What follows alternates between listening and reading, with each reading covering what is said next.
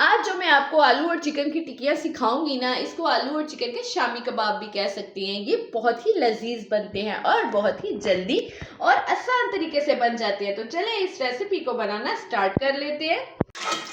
बिस्मिल्लाहिर्रहमानिर्रहीम। अस्सलाम वालेकुम।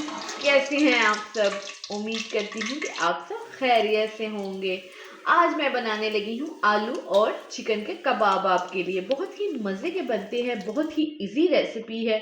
तो मैंने सोचा क्यों ना आज इजी रेसिपी बना दी जाए, आसान तरीके से सिखाऊंगी। तो चले रेसिपी को बनाना स्टार्ट कर लेते हैं।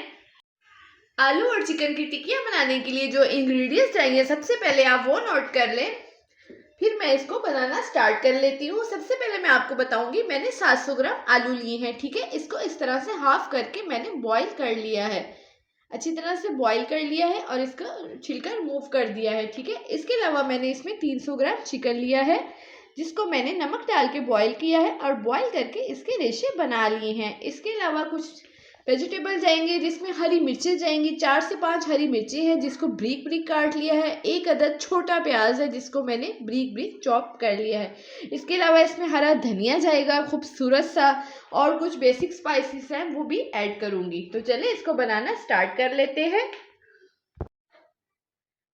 सबसे पहले मैं आलूओं की मिक्सिंग कर लूंगी। ठीक है, आलूओं को अच्छी तरह से मैश कर लेना है। मैशर की मदद से मैं इनको मैश कर लेती हूँ।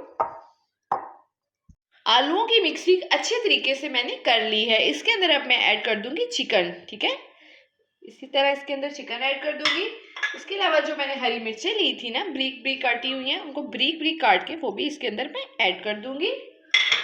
इसके अलावा इसके अंदर प्याज जाएगा, इसको फ्लेवरफुल बनाने के लिए इसमें प्याज ऐड किया जाएगा। इसके अलावा इसमें धनिया ऐड होगा खूबसूरती के लिए। धनिया को अच्छी तरह से वॉश कर लेना है आपने। इसके अलावा जो मैंने आपको बेसिक स्पाइसेस बताए थे ना, वो नोट कर ले ज़रा।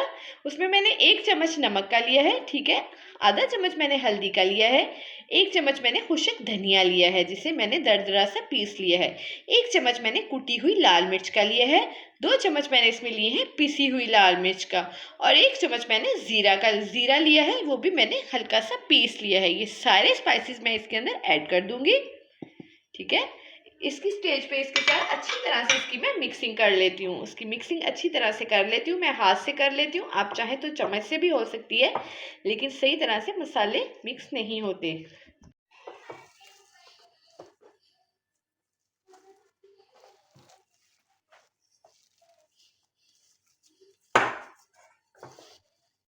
हमारे आलू और चिकन की अच्छी सी मिक्सिंग हो गई है। इसकी अब मैं कबाब बना लेती हूँ। ठीक है, हाथों को इस तरह से ग्रीस कर लेती हूँ। हल्का सा ऑयल लिया है, इसको मैं हाथों पे लगा लिया है। ठीक है, इस तरह से अब हम इसके कबाब बना लेते हैं। इसको किसी भी तरह की आप शेप दे सकते हैं, जिस तरह आप लाइक करते हैं उस तरह की आप शेप दे सकते हैं। ठीक है, मैं इसको गोल तरह से बनाऊंगी, जैसे आम बनाए जाते हैं। ये देखें, इस तरह से खूबसूरत से। ठीक है, इस तरह से मैं कबाब रेडी कर लेती हूँ। तो इस स्टेज पे अगर आपको मेरी वीडियो पसंद आ रही है तो मेरी वीडियो को शेयर कर दे, लाइक कर दे, और मेरे चैनल को भी सब्सक्राइब कर दे, जो कि बहुत ज़रूरी काम है। ठीक है, इसको आपने लाजमी करना होता है। इस तरह से मैं कबाब बना लेती हूँ। अच्छा, तो मैंने सारे कबाब बना लिए हैं। इस तरह से देखिए, मैंने आलू की टिक्कियाँ बना ली हैं। आलू चिकन की टिक्कियाँ रेडी हो गई हैं। इसको मैं 10 से 15 मिनट के लिए फ्रिज में रख दूंगी, थोड़ी सी इनको रेस्ट दूंगी। इसकी अब मैं कोटिंग रेडी कर लेती हूँ। अच्छा, तो कोटिंग बनाने के लिए मैंने 1 प्याली बेसन की ली है। ठीक है, इसको मैं एक बॉल में ऐड कर लूँगी। इसको मेजरमेंट करें तो ये 100 से 150 ग्राम है। ठीक है, ये बेसन है। इसको अच्छी तरह से मैंने छान लिया है।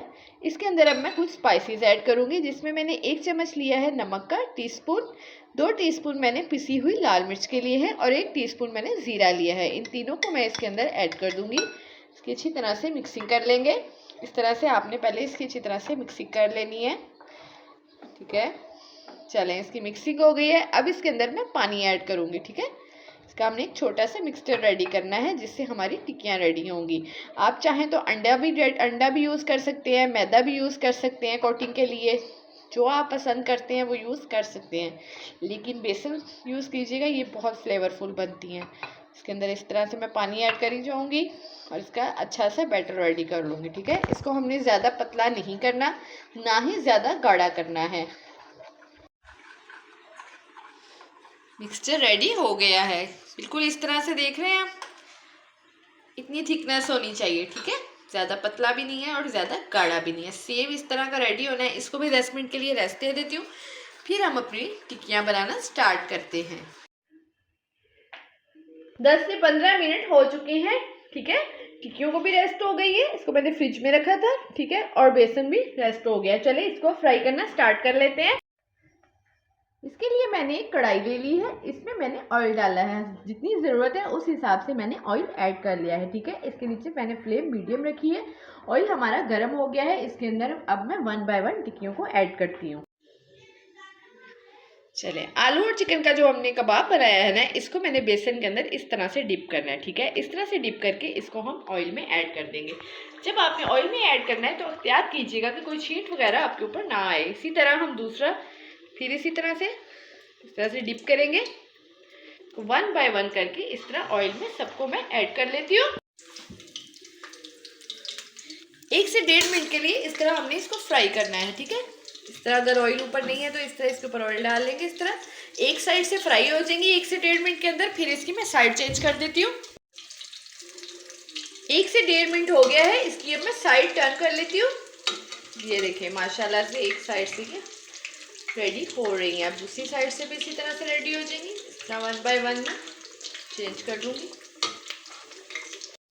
1 से 1.5 मिनट हो गया है, इसकी दूसरी साइड भी माशाल्लाह से रेडी हो चुकी है। ये देखिए माशाल्लाह से हमारी टिक्कियाँ रेडी हो गई हैं।